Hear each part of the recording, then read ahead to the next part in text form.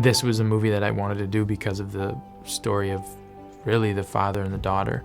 And then the learning of, the skill of boxing was secondary, which is sort of a strange thing to say about a boxing movie. I know the high intensity and the sacrifice that it takes for a professional boxer, and I wanted to try and mimic it as best as I could. It's not a bad job, training and getting in shape for movies, but to me, the thing that drives me is to know that behind that, you're pulling this story that you deeply believe in. Tell me about working with Antoine, because he's obviously does a lot of boxing himself. He was a boxer himself. He fought in the Golden Gloves championships and stuff, and when he was a kid, and so he has a deep love of boxing, and he's followed it. He's an avid fight fan.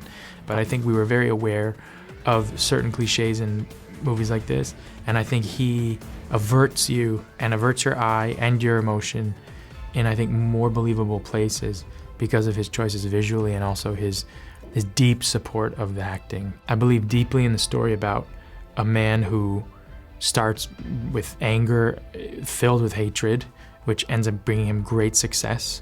And then ultimately it's that same anger that destroys him. People talk about the character to me and they say things like, "You really look like a boxer." And that to me was definitely the goal.